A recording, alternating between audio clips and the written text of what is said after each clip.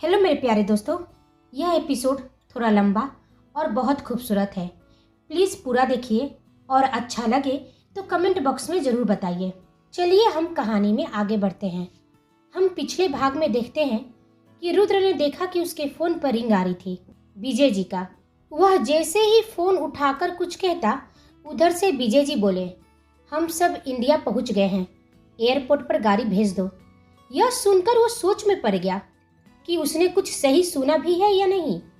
क्या आप सब इंडिया में हैं?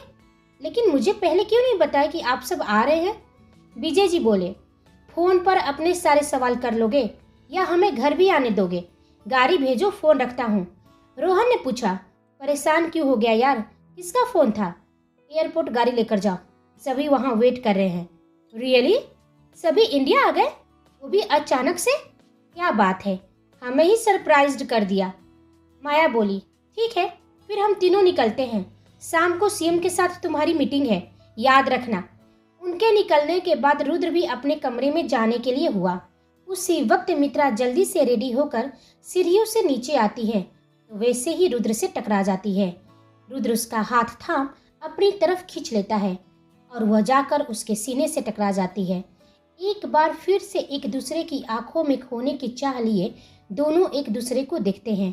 कुछ देर तक दोनों यूं ही एक दूसरे को देखते रहे, लेकिन रुद्र को जैसे ही एहसास होता है कि उसकी धड़कन बेकाबू हो रही है, वह उसका हाथ को छोड़कर दूर खड़ा हो जाता है और बोला, संभल कर चला करो और देख कर भी, यहाँ काफ़ी रोशनी है और तुम्हारी आंखें बड़ी है, कहने की जरूरत नहीं है कि तुम अंधी नहीं हो। मित्रा अपना मुंह बनाकर बुदबुदाई, जब देखो हमें ही लेक्चर देते हैं, खुद भी तो देखकर चल सकते थे, लेकिन सलाह तो हमें ही देना है। तुमने कुछ कहा? रुद्र ने उसे घूरते हुए पूछा तो वह बनते हुए बोली, नहीं, हम क्या कहेंगे। अच्छा यह बताओ, तुम तो कल रात रूम में सो रही थी, फिर सुबह मेरे पास कैसे आ गई? हमें भूख लगी है, हम जा रहे हैं। वह उसके प्रश्न से बचकर भागना चाह रही थी। रुको, रुद्र अजनबी निगाहों से उसे देखते हुए कहा, मैंने कुछ पूछा है तुमसे, उसका तुम जवाब दो। तो मित्रा अपनी आंखें टिमटिमाते हुए बोली, शायद हम नींद में आ गए हों, क्योंकि हमें भी कुछ याद नहीं है कि हम सुबह आपके पास कैसे आ गए थे। वजह जो भी हो, आइंदा से मुझसे दूर रहना, समझी? वह कठोर शब्द में कहा तो मित्रा उदास हो गई और अपना सिर हाँ में हिलाई। रुद्र सोफे पर बैठकर अपने लैपटॉप पर काम करने लगता है और वह डाइनिंग टेबल पर नाश्ता करते समय तिरछी नजर से उसे देखती है। वह अपने मन में सोचती है, यह इतने खड़ूस क्यों हैं? ऐसे हमारे मन की बात समझ जाते हैं, लेकिन यह नहीं समझ रहे कि हमें अपनी गलती की गिल्ट है। माफ़ भी कर दे। अकेले खाना खाना कितना बोरिंग है, इससे अच्छा कि हम अपने कमरे में ही चले जाएं। वह उठकर जाने लगती है, तभी उसकी नज़र दरवाजे की ओर गई। रुद्र अपने काम में बहुत बिजी था, उसे मालूम ही नहीं चला कि कोई पीछे से आकर उसके दोनों आंखों पर अपनी हथेलियों से बंद कर लेता है। वह गुस्सा हो जाता है क्योंकि उसे लगा कि वह मित्रा की शरारत है। वह उसके हथेलियों को अपने आंखों से हटाते हुए उसके ओर पलटा। वह हक्का बक्का रह गया था। उसे यकीन नहीं हो रहा था कि उसके सामने जो अपने पैरों पर खड़ी है वो सनाया है। सनाया मुस्कुराते हुए अपनी भौवें उचकाकर पूछी, कैसा लगा मेरा सरप्राइज? रुद्र उसे देखकर इतना खुश था कि उसे कुछ कहते ही नहीं बन रहा था। मित्रा भी वहां सभी को अचानक देखकर हैरानी के साथ साथ बहुत खुश थी। यह चमत्कार हुआ कैसे? तुम अपने पैरों पर खड़ी हो और मेरे सामने हो, मेरा यकीन करना मुश्किल हो रहा है। रुद्र उसे अपने गले से लगा लेता है। तुम ठीक हो गई सनाया, आज का दिन सच में मेरे लिए बहुत स्पेशल है। दिल में जो दर्द उठ रहा था उन दोनों को साथ में देखकर मित्रा की आंखों में नमी लाने के लिए काफी था। वह खुद से पूछती है, मिस्टर रुद्र हमारे साथ इतने नॉर्मल क्यों नहीं है जैसे वो सनाया के साथ है? सनाया के साथ वो बिल्कुल अलग दिखते हैं, उसके साथ खुश हो जाते हैं, लेकिन हमारे साथ बिल्कुल उल्टा। शायद हम उनके लायक है ही नहीं। तभी गायत्री जी की नज़र मित्रा पर गई। उसे देखते ही वो खुश हो जाती है। मित्रा, मेरी बच्ची। ऐसा सुनते ही बाकी के घर वालों की भी नज़र उस पर गई। मित्रा गायत्री जी का पैर छूकर आशीर्वाद लेती है। कैसी है तू बेटा? पता है हम सबको तुम्हारी कितनी फिक्र हो रही थी, लेकिन तुम इंडिया कैसे आई और क्यों? ऐसे कई सवाल थे सबके मन में। तभी हेमा जी उस पर गुस्सा करते हुए पूछी, ओह, तो तुम हमें बेवकूफ समझ रही हो क्या? जो तुम्हारे लिए वहां लंदन में हम परेशान हो रहे थे और तुम बिना किसी से कुछ कहे इंडिया भी आ गई। कैसी लापरवाह हो तुम, जरा सा भी नहीं सोचा कि हम सब कितने परेशान हो रहे होंगे। वह चुपचाप सबकी बातें सुन रही थी। वह रुद्र की ओर देखती है, लेकिन आज वो मित्रा के पक्ष में बोलने के लिए रेडी नहीं था, क्योंकि वह जानता था कि घर वालों की बातें सही है, लेकिन वह इस तरह से मित्रा का इंसल्ट होते हुए भी नहीं देख पा रहा था। गायत्री जी तो कुछ नहीं बोल रही थी, लेकिन हेमा जी उसकी अच्छी खासी क्लास लगा रही थी, जिससे वह लगभग रोने ही वाली थी। उसका चेहरा देख रुद्र खुद को कंट्रोल नहीं कर पा रहा था। वह बोला, चाची माँ, शांत हो जाइए, मित्रा की कोई गलती नहीं है। ऐसा कहते सबकी सवालिया नजर उस पर जाती है और विजय जी पूछे, फिर गलती किसकी है रुद्र? और तुमने भी हम सबको कुछ नहीं बताया कि मित्रा तुम्हारे साथ है? वह बोला, बताने का मौका ही नहीं मिला चाचा। मित्रा कैलाश के साथ आई थी। यह सुनते ही सब खामोश हो गए, जबकि सनाया के चेहरे पर डर ने कब्जा कर लिया। उसके हाथ पैर कांपने लगे थे। कैलाश, मित्रा, यह सब क्या हो रहा है रुद्र? वह अपने सवाल भी पूरा नहीं कर पा रही थी। वह हकलाने लगती है। उस कैलाश से मित्रा का क्या संबंध है रुद्र? रुद्र उसे शांत करते हुए वहीं सोफे पर बैठाता है और कहता है, कुछ नहीं है, तुम ज्यादा मत सोचो, बहुत जल्द उसका चैप्टर मैं खत्म कर दूंगा। रिलैक्स। वह मुझे टारगेट करने के लिए मित्रा का इस्तेमाल कर रहा था, लेकिन अब चिंता की कोई बात नहीं है। वह अपने प्लान में सक्सेस नहीं हो पाया। मित्रा को याद आया कि कैसे रुद्र कैलाश से कहा था कि वह सनाया के लिए 100 मित्रा भी कुर्बान कर सकता है। वह मन में सोचती है, थोड़ी देर के लिए हम भूल गए थे मिस्टर रुद्र, हम आपके लिए कुछ भी मायने नहीं रखते। आपके लिए तो सनाया ही सब कुछ है, जिसके लिए आप कुछ भी कर सकते हैं। अच्छा है जल्दी अपने ख्यालों की दुनिया से हम बाहर आ गए, जहां हम आपके साथ सुनहरे सपने देखने लगे थे। वह धीरे से अपनी आंसू पोंछती है और वहां से निकलकर कमरे में चली जाती है। रुद्र चुपके से ही सही वह नोटिस कर रहा था कि वो यहाँ बिल्कुल अकेली पड़ गई है। उसे अंदर ही अंदर बुरा फील हो रहा था। इधर दूसरी तरफ एक सुनसान सी जगह, जहाँ एक छोटा सा फार्म हाउस टाइप का घर था, वही कैलाश अपने दोनों बेटों के साथ में। रमन ने पूछा, कब तक हम यहाँ छुप कर बैठेंगे डैड? सबूत हमें मिल चुका है, अब वह रुद्र हमारा कुछ नहीं बिगाड़ सकता है। करण ने भी कहा, हाँ डैड, भाई ठीक कह रहे हैं। माँ हमारी राह देख रही होंगी, बहुत परेशान होंगी, हमें घर लौटना चाहिए। कैलाश गुस्से से अपने दोनों बेटों को कसकर थप्पड़ लगाता है और दोनों हैरानी से उसे देखने लगते हैं। नालायक हो तुम दोनों, किसी काम के नहीं हो। मेरा मन करता है कि उस रुद्र से पहले तुम दोनों को जान से मार दूं। कहा था कि ऐसा इंतजाम करना कि वह रुद्र हमारे हाथों से ना बच पाए, लेकिन उल्टे मुझे छुपना पड़ रहा है। उसकी वजह से मुझे अपनी बेटी खोनी पड़ी, अपना बिजनेस, अपना पावर सब खो रहा हूँ। सोचा था कि मित्रा मेरे काम की है, लेकिन वो भी बस उस रुद्र की मोहरा निकली। अब मेरा मुंह क्या देख रहे हो? चेक करो ब्रीफकेस, वह सबूत सुरक्षित है या नहीं। कैलाश ने कहा तो करण ब्रीफकेस खोलता है। अंदर जो था उसे देख वो हैरान हो जाता है और कैलाश उसे देखकर, मेरा मुंह क्या देख रहे हो, कुछ बोलोगे? करण खुला ब्रीफकेस उसकी ओर घुमाता है तो वह गुस्से से ब्रीफकेस उठाकर फर्श पर पटक देता है। दरअसल उसमें रुद्र की हॉट एंड सेक्सी तस्वीरें थी और कुछ तस्वीरें ऐसी थी जो कैलाश को चिढ़ा रही थी। मैं यही सोचूं कि वो रुद्र इतनी आसानी से मुझे ब्रीफकेस लाने कैसे दे सकता है। बहुत चालाक है, हमेशा मुझसे 2 कदम आगे रहता है, लेकिन अब मुझे क्या करना है उसे मालूम नहीं होना चाहिए। तुम दोनों ध्यान से मेरी बात सुनो कि करना क्या है। कैलाश उन्हें अपना प्लान समझाता है। इधर शाम के 5 बजे रुद्र का सीएम के साथ मीटिंग हो रही थी।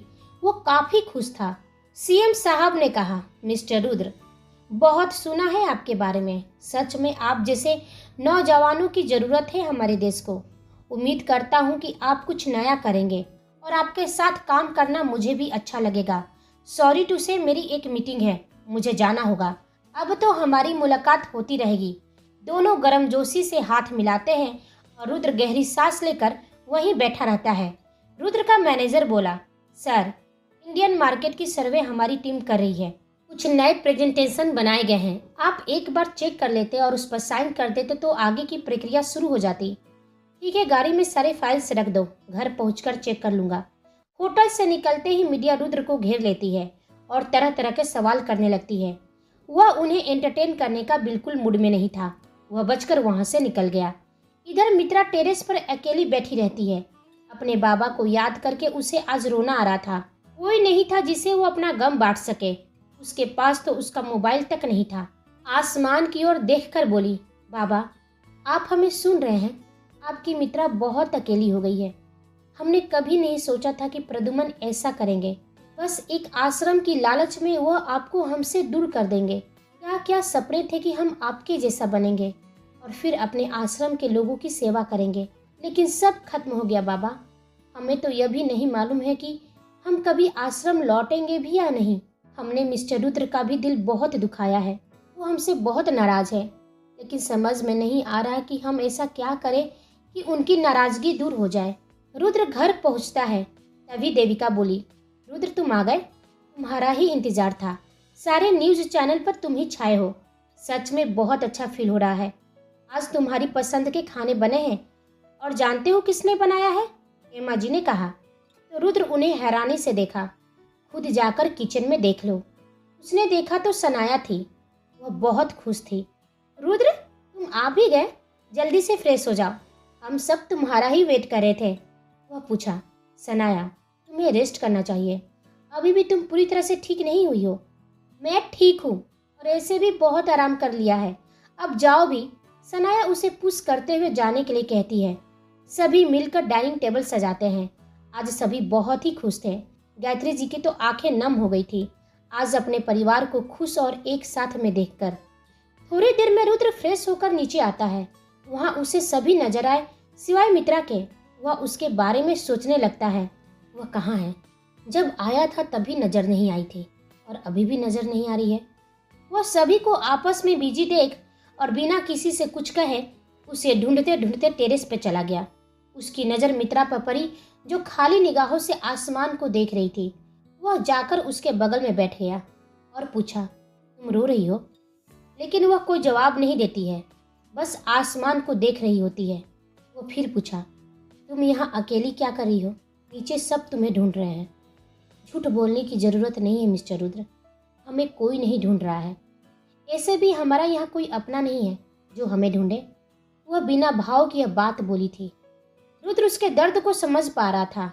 वह कहा, ऐसे क्यों कह रही हो? यहाँ सभी तुम्हारे अपने ही हैं। उनकी बातों का बुरा मत मानो। तुम्हारा अचानक से इंडिया चले आना, फिर इतना कुछ हो जाना, इसलिए सभी परेशान थे। जिंदगी इतनी मुश्किल क्यों है?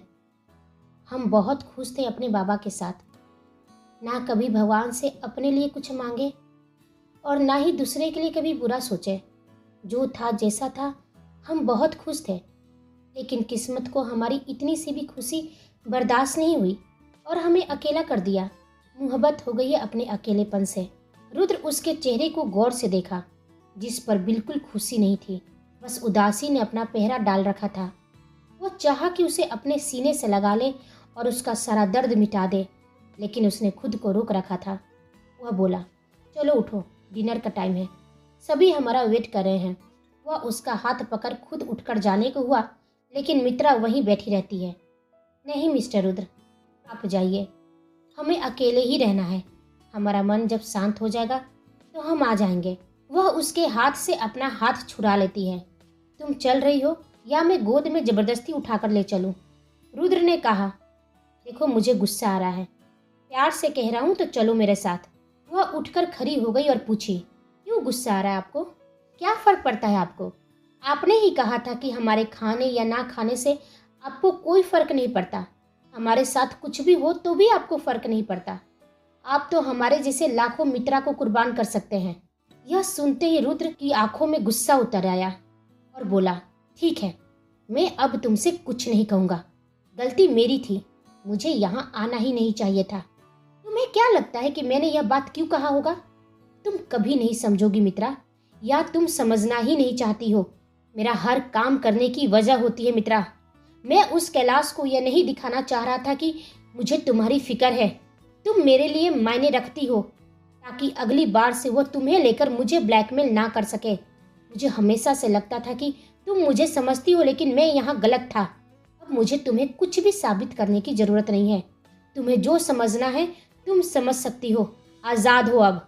रुद्र गुस्सा करते हुए जाने लगा तो मित्रा अचानक से बोल पड़ी, I am sorry mister Rudra. Rudra के कदम जाते जाते रुक गए।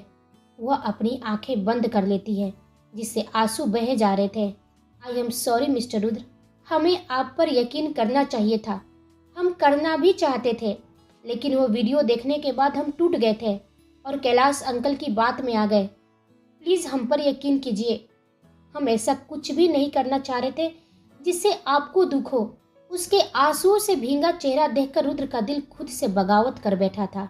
वो खुद को कंट्रोल नहीं कर पा रहा था कि वह उससे दूर जाए या उससे नफरत करे। उसका गुस्सा और नफरत कहीं मिटती सी जा रही थी। रुद्र उसके करीब, बहुत करीब चला गया था। मित्रा ने अपनी आंखें अब तक नहीं खोली थी। बस उसकी आंखों से आंसू लगातार बहे जा रहे थे, लेकिन उसे एहसास हो गया था कि वह उसके बहुत करीब आ चुका है। रुद्र का दिल जोरों से धड़क रहा था, जो अब उसके काबू में नहीं था। वह मित्रा के चेहरे को अपने दोनों हाथों की हथेलियों से पकड़ता है और ऊपर करते हुए उसके गुलाबी होठों को देखता है, जिससे वह चुमना चाह रहा था। वह धीरे धीरे उसके होठों की ओर बढ़ता है।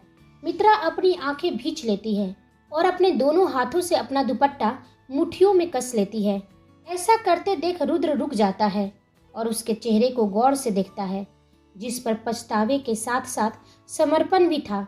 वह मुस्कुरा देता है और उसके आंसू को पोंछता है, तो वह धीरे से अपनी आंखें खोलती है और प्यार और सम्मान की भाव से उसे देखती है। वह बोला, चलो अब सब हमारा वेट कर रहे होंगे। आपने हमें माफ़ कर दिया? वह उम्मीद से पूछती है। हाँ, कर दिया, लेकिन याद रखना, मेरा विश्वास कभी मत तोड़ना, वरना मैं टूट जाऊंगा। रुद्र उसकी आंखों में झांकते हुए कहता है और उसे अपने गोद में उठा लेता है, जिसके लिए वो बिल्कुल तैयार नहीं थी। मित्रा बोली, आप क्या कर रहे हैं? हमें छोड़िए, कोई देख लेगा तो क्या सोचेगा? प्लीज़ हमें छोड़िए मिस्टर रुद्र। वह रिक्वेस्ट के भाव से बोले जा रही थी, लेकिन रुद्र जैसे उसकी बात सुनने के मूड में नहीं था। वह शर्म से लाल हो रही थी कि कहीं कोई देख लेगा तो कैसे सभी से नजरें मिलाएगी। प्लीज़ मिस्टर रुद्र, प्लीज़ हमें छोड़ दीजिए। रुद्र उसे नीचे उतारते हुए कहा, ठीक है, इस बार, लेकिन अगली बार से नहीं। मित्रा के साथ रुद्र को देखकर सनाया और हेमा जी को काफी गुस्सा आता है। हेमा जी धीरे से बोली, यह लड़की जब देखो मौका ढूंढते रहती है रुद्र को रिझाने का, बिल्कुल अपनी माँ जैसी है। सनाया को भी बहुत गुस्सा आ रहा था। वह बहुत कोशिश करती कि रुद्र मित्रा से दूर रहे, लेकिन किसी न किसी वजह से दोनों करीब आ ही जा रहे थे। हेमा जी ने फैसला कर लिया था कि सनाया को लेकर रुद्र से जरूर बात करेगी। रुद्र के नए ऑफिस का उद्घाटन था, इसलिए कल की पूजा और पार्टी के लिए घर वाले अपने लिए ड्रेस सिलेक्ट कर रहे थे। तभी वहां रुद्र आता है तो उसे देख सनाया बोली, रुद्र प्लीज हेल्प मी, मुझे कुछ समझ में नहीं आ रहा कि कल के लिए कौन सी ड्रेस लूं। सनाया, यहाँ और भी घर वाले हैं, इनसे पूछ लो या ड्रेस डिजाइनर से पूछ लो कि तुम पर क्या अच्छा लगेगा। मुझे यह सब समझ में कहाँ आता है। तभी सनाया की पक्ष लेते हुए हेमा जी बोली, इतना कह रही है बेटा तो हेल्प कर भी दो ना। और क्यों नहीं समझ में आएगा, रुको और देखो ध्यान से तो जरूर समझ में आएगा। रुद्र बिल्कुल रुकने में इंटरेस्टेड नहीं था। वो गुस्से से मना करने ही जा रहा था कि उसकी नज़र मित्रा पर पड़ गई, जो खुद को इन सब से अलग कर अपने काम में बिजी थी। वह उसके पास जाकर पूछा, तुम यहाँ क्या कर रही हो? तुम भी अपने लिए कुछ ले लो। वह बोली, हमें ज़रूरत नहीं है मिस्टर रुद्र, लेकिन मुझे ज़रूरत है। वह सीधे बोलता है। तो मित्रा को देख गायत्री जी भी बोली, बेटा आओ तुम भी अपने लिए कुछ ले लो। रुद्र वहीं रुका मित्रा के लिए। वह अपने लिए एक एक ड्रेस देख रही थी, लेकिन उसे कुछ खास पसंद नहीं आ रहा था। उसे आदत नहीं थी ऐसे खास डिजाइनर वाले कपड़े पहनने की। वह हमेशा से ही सिंपल पहनती थी। रुद्र उसकी प्रॉब्लम समझ गया था, जो मित्रा की कंफ्यूजन में बदल गया था। सनाया अब तक बहुत सारी ड्रेस ट्राई कर चुकी थी और हर बार रुद्र से पूछती तो वह हर ड्रेस में उसे अच्छा ही कहता, क्योंकि वह तो सिर्फ मित्रा के लिए वहां रुका था। सनाया झेप गई थी और खींचते हुए बोली, क्या रुद्र, तुम तो हर ड्रेस को हाँ कह रहे हो, ऐसे तो मैं कंफ्यूज हो जाऊंगी। तो सभी ले लो ना। रोका किसने है? रुद्र ने बिना भाव से यह बात बोली थी। तभी मित्रा को एक येलो कलर की ड्रेस पसंद आई। वह उसे ट्राई करने के लिए आगे बढ़ी तो सनाया की नज़र उस पर पड़ गई और वह बोली, वाह, यह ड्रेस वाकई बहुत खूबसूरत है, क्या मैं इसे ट्राई करूं? बड़ी मुश्किल से उसे एक ड्रेस पसंद आई थी, लेकिन उसने सनाया की खुशी के लिए उसे दे दिया। रुद्र को थोड़ा गुस्सा आया, लेकिन मित्रा का मुस्कुराता चेहरा देखकर वह शांत हो गया। तभी ड्रेस डिजाइनर ने कहा, मैम, आपके लिए मैं कुछ अलग और खास दिखाता हूँ। वह एक बहुत खूबसूरत ड्रेस दिखाता है जिसकी प्राइस बहुत ज़्यादा हाई थी। मित्रा को पसंद भी आया था, लेकिन प्राइस देखकर वह मना कर देती है और रुद्र समझ जाता है। फाइनली उसने अपने लिए एक ड्रेस सिलेक्ट की और इशारे से रुद्र से पूछी तो वह ओके कर देता है। आज रुद्र के नए ऑफिस का पूजा और उद्घाटन के बाद मीडिया के साथ प्रेस कॉन्फ्रेंस था। सभी ऑफिस पूजा में पहुंचते हैं। इत्तेफाक से सनाया और मित्रा ने सूट पहन रखा था जिसमें दोनों बहुत खूबसूरत लग रही थी। सनाया पूछी, कैसी लग रही हूँ मैं रुद्र? रुद्र बिना उसे देखे कहा, बहुत खूबसूरत, क्योंकि उसकी नज़र तो सिर्फ मित्रा पर ही टिकी थी। वह बिना पलक झपकाए उसकी सादगी जिसमें वो बहुत खूबसूरत लग रही थी देखकर उसके दिल की धड़कन तेज हो गई थी। सनाया की नज़र रुद्र पर थी जो आज ब्लैक कलर की ड्रेस नहीं पहना था। हमेशा की तरह पूजा में ब्लैक ड्रेस तो चलता ही नहीं है, वरना यहाँ भी वो ब्लैक कलर ही वियर करता, लेकिन आज वो रॉयल ब्लू कलर का सिंपल कुर्ता पैजामा पहना हुआ था जिसमें वो बहुत हॉट और हैंडसम लग रहा था। सनाया अपने मन में सोचती है, तुम्हारा चार्म दिन प्रतिदिन बढ़ते ही जा रहा है रुद्र, बस अब इंतजार नहीं होता। आंटी तुमसे हमारे रिश्ते के लिए बात कर ले और तुम हाँ में जवाब देना। मुझे यकीन है कि तुम इस बार मुझे मना नहीं कर पाओगे। सभी पूजा में बैठते हैं। पंडित जी पूजा शुरू करते हैं। मित्रा थोड़ी दूर अकेली बैठी थी। वह नहीं चाहती थी कि पहले की तरह कोई उसे एहसास दिलाए कि वह बस एक मेहमान है।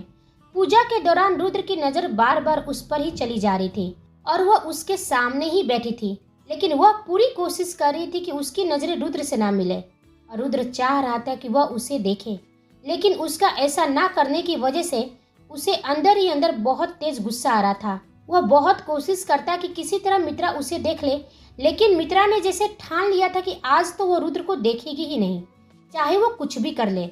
वह मन में बोला, अच्छा है, तुम मुझे इग्नोर कर रही हो तो इसकी सजा तो आज तुम्हें जरूर मिलेगी। तभी वहाँ लक्ष्मी जी और रम्या पहुँचते हैं। उन्हें देख सभी हैरान थे, किसी को उनके आने की उम्मीद नहीं थी। रम्या को देख मित्रा खुश हो गई। पूजा स्टार्ट थी, इसलिए किसी ने ना ही कुछ कहा और ना ही कुछ पूछा।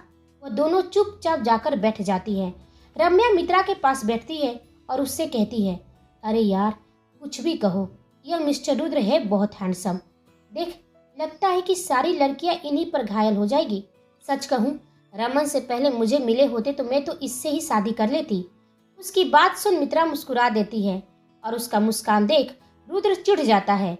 वह अपने मन में सोचता है, सारी दुनिया की फीलिंग्स की चिंता है इसे, लेकिन मेरी नहीं। एक बार भी मुझे नजरें उठाकर नहीं देख रही है और मैं इतना बेचैन हो रहा हूँ। मन तो कर रहा है कि सभी के सामने इसे जाकर अपनी बाहों में भर लूं और बताऊं कि मैं इससे कितना प्यार करता हूँ। थोड़ी देर में पूजा संपन्न हो जाती है।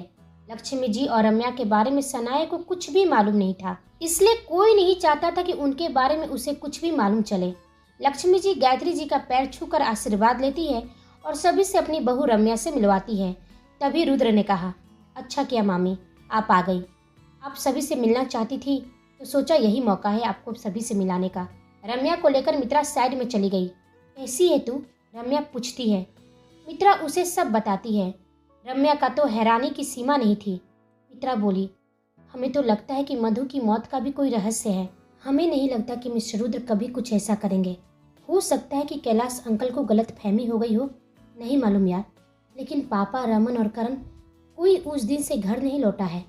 बस फ़ोन पर ही बात हुई है। हाँ, फ़ोन से याद आया, तुम्हारा फ़ोन। वह उसे देते हुए बोली, क्या ऐसी दुश्मनी की इन सब में तुझे इस्तेमाल कर लिया? तुम्हारे कपड़े तक? छी, मुझे तो कहने में भी शर्म आ रही है। और पापा और करण ने ऐसा करने का सोचा भी कैसे? हाँ रम्या, ऐसे कई सवाल हैं हमारे मन में भी, जिसका जवाब अब हमें चाहिए और हमें मालूम है कि हमें हमारे सवालों का जवाब कौन देगा। और आज हम अपने सारे सवालों का जवाब लेकर रहेंगे। रुद्र के ऑफिस में एक कमरा भी था जहां हर तरह की फैसिलिटी उपलब्ध थी, ताकि जब उसे ज़रूरत हो वो अपने सहूलियत से उस रूम का इस्तेमाल कर सके। वह वहीं जाकर प्रेस कॉन्फ्रेंस के लिए रेडी होने लगता है। तभी मित्रा वहां से गुजर रही थी। वह उसका हाथ पकड़ अंदर खींच लेता है और उसे दीवार के सहारे लगाकर पूछता है, तुम मुझे इग्नोर करी थी? मित्रा धीरे से बोली, ऐसी बात नहीं है, हमें जाने दीजिए। और वह जाने को आगे बढ़ी तो वह उसके कमर को पकड़कर अपनी बाहों में एक बार फिर खींच लेता है। क्या कर रहे हैं आप मिस्टर रुद्र? छोड़िए, हमें मौका मिलता नहीं कि बस आपको बहाना मिल जाता है हमारे करीब आने का। अच्छा है तो इस बहाने का इस्तेमाल किया जाए। चलो मुझे किस करो, सजा है तुम्हारी। क्या? कैसी सजा? हमने ऐसा क्या किया? हम ऐसा कुछ भी नहीं करने वाले। वह बोली, कौन सी गलती की है हमने? गलती तो हुई है तुमसे। पहली गलती, तुम आज इतनी खूबसूरत क्यों लग रही हो, और दूसरी, मुझे इग्नोर करने के लिए। मित्रा शर्म से अपनी नज़रें झुका लेती है। उसकी शर्म से झुकी नज़र देखकर रुद्र का दिल हर बार की तरह फिर हार बैठा। वह उसे छोड़ते हुए कहा, चलो माफ़ किया। उसे एक गिफ्ट देता है तो वो हैरानी से उसे देखती है। खोलो भी, जल्दी करो, मुझे प्रेस कॉन्फ्रेंस में भी जाना है। वह बोला तो मित्रा खोलकर देखी तो उसमें वही ड्रेस थी जिसकी प्राइस देखकर वो छोड़ दी थी। यह ड्रेस आपने हमारे लिए लिया है मिस्टर रुद्र? उसकी आंखें नम हो गई थी। बार बार अपनी आंखों को कष्ट देना बंद करो, मुझे तकलीफ होती है। और हाँ, तुम्हें कुछ पसंद आए और वह तुम्हारे पास ना हो, ऐसा कैसे हो सकता है? आज शाम की पार्टी में तुम्हें यही पहनना है ताकि मेरी नज़र सिर्फ तुम्हें ही देखे। मित्रा की नज़र एक बार फिर झुक गई थी। इधर रुद्र फिर से अपनी ब्लैक कलर की सूट बूट पहनकर प्रेस कॉन्फ्रेंस में पहुंचता है, जहां रिपोर्टर्स उसका बेसब्री से इंतजार कर रहे थे। माया, रोहन और ऋषि उसके साथ में थे। तभी एक रिपोर्टर ने पूछा, मिस्टर रुद्र, आपका इंडिया आने का मकसद क्या है? रुद्र ने कहा, मैं एक बिजनेसमैन हूँ, तो जाहिर सी बात है कि बिजनेस करना ही मेरा मकसद है। रिपोर्टर ने फिर पूछा, तो क्या आप इंडियन मार्केट में अपनी पकड़ बना पाएंगे, तब जब ऑलरेडी बहुत बड़े बड़े बिजनेसमैन पहले से ही शामिल है? रुद्र ने जवाब दिया, देखते हैं, वो तो वक्त बताएगा, मैं तो बस अपनी कोशिश करता रहूंगा। तभी उनमें से एक रिपोर्टर ने पूछा, आज से 5 साल पहले यहाँ की सबसे नामी कॉलेज में मधु नाम की एक लड़की ने सुसाइड कर लिया था, जिसमें उसके पिता ने आप पर गंभीर आरोप लगाए थे, जो रिश्ते में आपके मामा भी लगते हैं। उसके सुसाइड के कुछ साल बाद आप इंडिया छोड़कर लंदन चले गए, फिर अचानक से इंडिया वापस आए हैं और आपके हिसाब से आप बिजनेस करने आए हैं। तो इतनी देरी क्यों? यह 5 साल का गैप क्यों? यह सवाल की उम्मीद वहाँ किसी को नहीं थी। रुद्र गुस्से से अपनी मुट्ठी भींच लेता है और अपने मैनेजर को देखता है, जो यह सारा अरेंजमेंट किया था। रुद्र की आंखें देखकर वो डर से जम गया था। दरअसल वहां मौजूद कुछ रिपोर्टर्स कैलाश के आदमी थे, जो उसके कहने पर रुद्र से ऐसे सवाल करने आए थे ताकि मधु का नाम आते ही वो अपना गुस्सा कंट्रोल ना कर पाए और उसका प्रेस कॉन्फ्रेंस खराब हो जाए और दुनिया के सामने उसकी नाकामी साबित हो जाए। तभी वो रिपोर्टर अपनी बात को रिपीट करता है, बोलिए मिस्टर रुद्र, आप चुप क्यों हैं? आज तक उस लड़की मधु के सुसाइड का कारण पता नहीं चल पाया, और क्या रिश्ता था उसका आपसे, जो आखिरी कॉल उसने आपको ही किया था? रिपोर्टर उसको प्रोवोक कर रहा था। तभी रोहन बोला, रुद्र प्लीज इनकी बातों में मत आओ, यह कैलाश का कोई चाल है, यह तुम्हें प्रोवोक कर रहा है, इन्हें कामली हैंडल करना है। रुद्र ने अपनी आंखें बंद की और लंबी सांस लेकर अपने चेहरे पर तिरछी मुस्कान के साथ बोला, आप सबका वही पुराना सवाल, घिसा पिटा। आप अपने न्यूज़ की टीआरपी बढ़ाने के लिए ऐसे इनसेंसिटिव क्वेश्चन कैसे पूछ सकते हैं? मुझे तो लगा था कि आप सब मेरे बिजनेस से रिलेटेड क्वेश्चन करेंगे, लेकिन आप सबका इंटरेस्ट तो कुछ और ही है। फिर भी मैं आपके सवालों का जवाब जरूर दूंगा। मैं आपको किसी से मिलवाता हूँ, शायद आप सभी को अपने सवालों का जवाब मिल जाए। वह माया को इशारा करता है। माया लक्ष्मी जी और रम्या को लेकर वहाँ आती है। रुद्र ने उन्हें अपने पास बैठने के लिए कहा। कैलाश और उसके बेटे टीवी पर सब देख रहे थे। वहाँ अपनी पत्नी और बहू को देखकर वो हैरान हो जाता है। कैलाश गुस्से से अपने दोनों बेटे को देखता है तो वे बोलते हैं, मालूम नहीं डैड, यह दोनों वहाँ कैसे पहुँच गई? हमारे आदमी नजर बनाए हुए रखे थे। रुद्र ने कहा, यह मेरी मामी यानी कि मेरे मामा कैलाश की वाइफ है, और यह मेरी भाभी यानी मेरे भाई रमन की वाइफ है। यह दोनों मेरे साथ है। मामा और मेरे दोनों भाई आज किसी कारणवश यहाँ नहीं आ सके, लेकिन यदि ऐसा कुछ होता जैसा कि आप लोग सोच रहे हैं तो हमारी फैमिली में सब कुछ ठीक नहीं रहता। उस समय मेरे मामा का मुझ पर गुस्सा था, जो जायज़ था। आखिरी बार मधु के कॉल आने पर मैं समय पर पहुंचने में असफल रहा और उसे बचा नहीं पाया, जिसकी वजह से मेरे मामा मुझे उसके सुसाइड की वजह मानते थे, लेकिन समय के साथ सब ठीक हो गया। और कोई सवाल है आपका? तभी रिपोर्टर लक्ष्मी जी से पूछता है, क्या मिस्टर रुद्र सही कह रहे हैं? आपकी फैमिली में सब ठीक है? वह बोली, हाँ सब ठीक है। रुद्र मेरा बेटा है, मुझे अपने बेटे से ज़्यादा इस पर भरोसा है। आप लोग प्लीज़ गरे मुर्दे उखाड़ने की कोशिश बंद कीजिए। कैलाश इधर अपना सिर पकड़ बैठ गया था। उसका प्लान एक बार फिर फेल हो गया। वह गुस्से से बौखला उठता है। तभी दूसरा रिपोर्टर पूछता है, मिस्टर रुद्र, आपका मिस सनाया से क्या रिश्ता है? क्या आप उनसे विवाह करने वाले हो? रुद्र का गुस्सा अब 7वें आसमान पर था, लेकिन खुद को कंट्रोल करते हुए बोला, sorry please no more questions. जब मैं शादी करूंगा तो आप सभी को जरूर बुलाऊंगा। तब तक थोड़ा वेट कीजिए प्लीज़। प्रेस कॉन्फ्रेंस खत्म हो जाता है। तभी रुद्र की फ़ोन की रिंग बजती है और उसका चेहरा गंभीर हो जाता है। क्यों क्यों किया आपने ऐसा मिस्टर रुद्र? कैसे कर सकते हैं आप हमारे साथ? क्या वह एहसास झूठा था? आपका हमें छूना, बिना कुछ कहे नज़रों से सब कुछ कह देना, क्या सब झूठ था? बोलिए ना मिस्टर रुद्र, क्या सब झूठ था? मित्रा रुद्र के पैरों पर गिर गई थी अपने प्यार की भीख के लिए, लेकिन रुद्र के चेहरे की भाव बिल्कुल सख्त और गंभीर था। क्या थी मजबूरी रुद्र की? क्या किया था उसने मित्रा के साथ? क्या हुआ था पार्टी में जो उनके रिश्ते में दरार ला दिया था? क्या इस बार मित्रा और रुद्र हमेशा के लिए अलग हो जाएंगे? यह हम सब जानेंगे अगले भाग में। तब तक आप हमारे चैनल के साथ बने रहिए। लाइक शेयर कमेंट और सब्सक्राइब करना बिल्कुल ना भूलें। आप सभी को मेरी कहानी सुनने के लिए धन्यवाद।